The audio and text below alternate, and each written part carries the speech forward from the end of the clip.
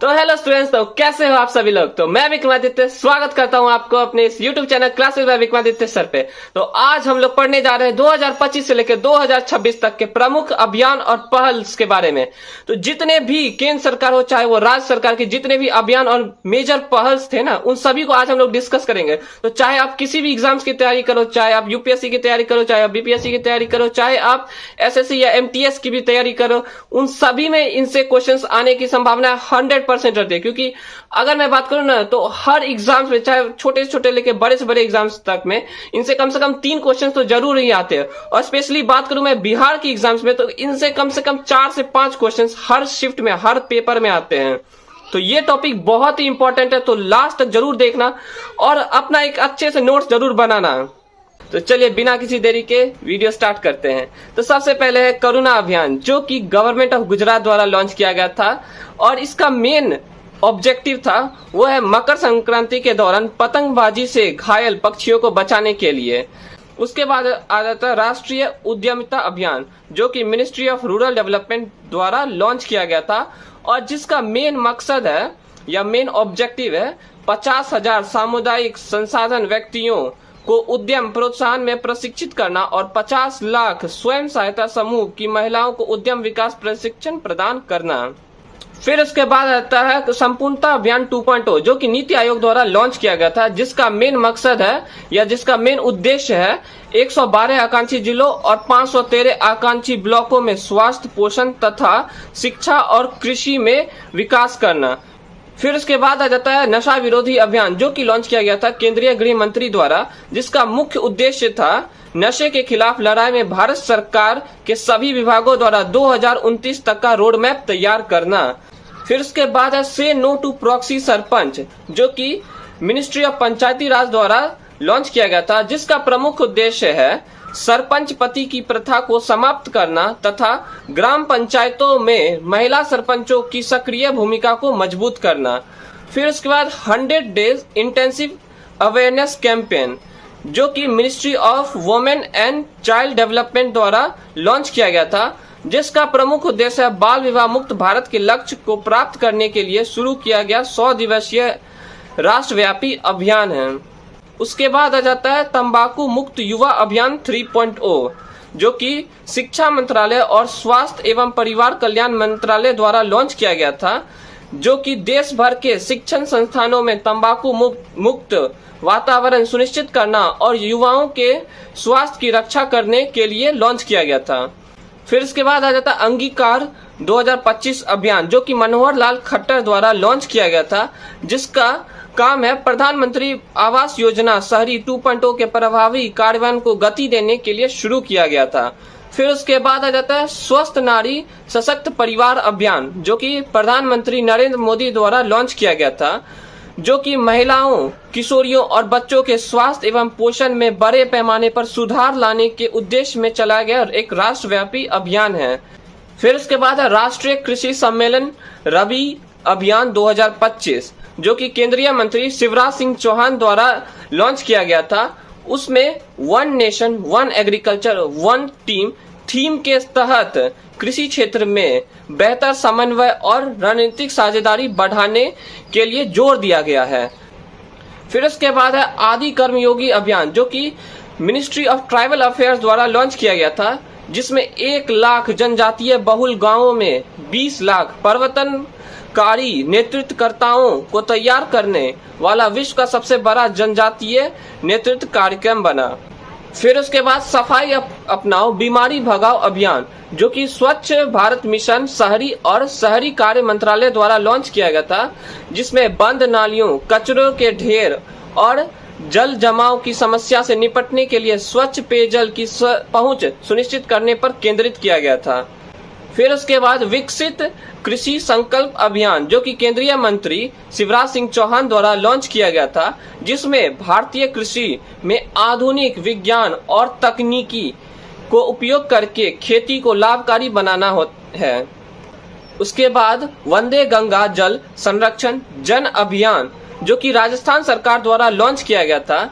जिसमें पर्यावरण दिवस के अवसर पर राज्य में गहराते जल संकट की समस्या के समाधान और जल चयन के लिए शुरू किया गया था। फिर उसके बाद जल गंगा संवर्धन अभियान, जो कि गवर्नमेंट ऑफ मध्य प्रदेश यानी मध्य प्रदेश सरकार द्वारा लॉन्च किया गया था, जिसमें राज्य में अमृत सरोवरों के निर्माण और पारंपरिक जल स्रोतों को पुनर्जीवित करने के लिए समर्पित किया गया था। फिर उसके बाद एक पेड़ मां के नाम 2.0 अभियान, जो कि केंद्रीय मंत्री धर्मेंद्र प्रधान द्वारा लॉन्च किया गया था, जिसमें वर्ष 2070 तक नेट जीरो लक्ष्य को पाने के लिए स्कूलों को 10 करोड़ पौधे लगाने का लक्ष्य दिया गया है।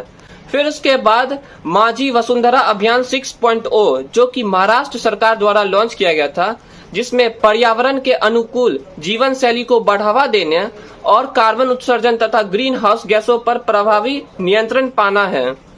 फिर उसके बाद हमारा संविधान हमारा स्वाभिमान, जो कि राष्ट्रपति द्रौपदी मुर्मू द्वारा लॉन्च किया गया था, जिसमें नागरिकों को संविधान के प्रति समझ को गहरा करना और देशव्यापी कानून सशक्तिकरण को बढ़ावा देना शामिल है।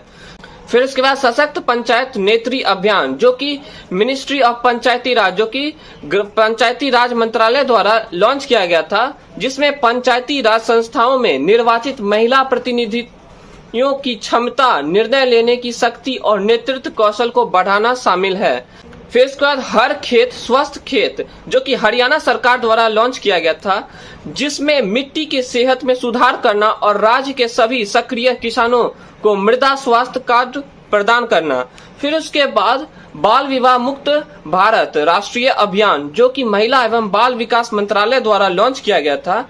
जिसमें देश भर में बाल विवाह जैसी कुप्रथा को जड़ से खत्म करना और युवाओं को सामाजिक रूप से सशक्त बनाना शामिल है। फिर उसके बाद आदि शक्ति अभियान, जो कि महाराष्ट्र सरकार द्वारा लॉन्च किया गया था, जिसमें जमीनी स्तर पर महिलाओं और बच्चों की सुरक्षा, अधिकार और उनका समग्र विकास सुनिश्चित करना शामिल है।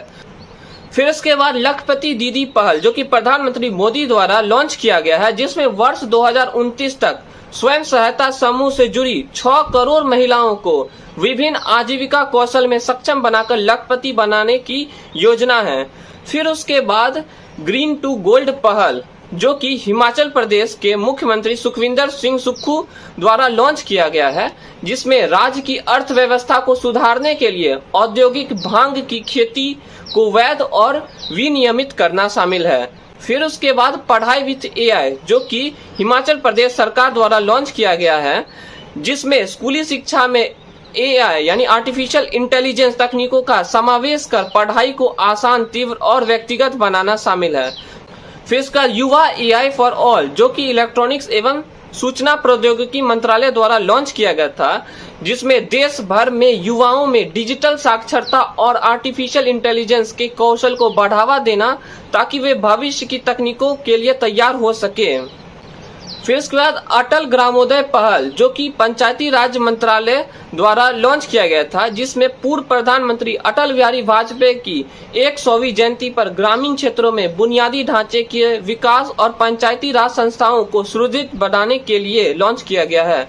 फिर इसका नई दिशा पहल, जो कि दिल्ली पुलिस द्वारा लॉन्च किया गया है, जो कि स्कूल ना जाने वाले और पढ़ाई बीच में छोड़ देने वाले बच्चों को चिन्हित कर उन्हें पुनः मुख्य धारा की शिक्षा प्रणाली से जोड़ने के लिए लॉन्च किया गया है। फिर इसका सहयोग पहल, जो कि ओडिशा सरकार द्वारा लॉन्च किया गया है, जिसमें गरीब और वंचित परिवारों को केंद्र व राज्य सरकार की विभिन्न कल्याणकारी योजनाओं का सीधा लाभ पहुंचाना शामिल है। फिर उसके बाद एक देश एक धड़कन पहल, जो कि मिनिस्ट्री ऑफ कल्चर यानी संस्कृति मंत्रालय द्वारा लॉन्च किया गया है, जिसमें देश के गुमनाम स्वतंत्रता सेनानियों और राष्ट्र नायकों को सम्मानित करने तथा युवाओं में देशभक्ति की भावना सुदृढ़ करने शामिल है। फिर उसके बाद मिशन वसुंधरा 3.0, जो कि असम सरकार द्वारा लॉन्च किया गया है, जो कि असम के मूल निवासियों को भूमि अधिकार और मालिकाना हक प्रदान करने के उद्देश्य से शुरू किया गया एक व्यापक भूमि सुधार कार्यक्रम है। तो ये रहा लेटेस्ट मेजर इनिशिएटिव्स अभियान पहल ऑफ 2025 to 26। तो मैंने जितने भी आपको पढ़ा है उसको 1-2 बार रिवीजन जरूर कर लेना, और उसके बाद एग्जाम से पहले एक बार जरूर रिवीजन करके जाना, जिससे आपको एग्जाम में पूरे कॉन्फिडेंस के साथ आप अपना क्वेश्चन अटेम्प्ट कर सको। और ये बहुत ही इंपॉर्टेंट टॉपिक है, इसे छोड़ के जाना बिल्कुल भी मतलब क्या बताऊं, इसके छोड़ के जाना ही नहीं चाहिए किसी भी स्टूडेंट को, क्योंकि इससे 4 से 5 क्वेश्चन, चाहे आप कोई भी एग्जाम ले लो, चाहे आप यूपीएससी से लेके एसएससी एमटीएस तक का भी एग्जाम्स ले लोगे ना, तो इसमें भी ये इस पार्ट से जितने भी योजनाएं हो गए, पहल हो गए, इन सभी से कम 3 क्वेश्चन तो जरूर ही जरूर आते हैं। तो वीडियो इन्फॉर्मेटिव लगी हो तो जरूर लाइक करिएगा और चैनल पे इसी तरह के और वीडियोस के लिए चैनल को सब्सक्राइब जरूर करिएगा।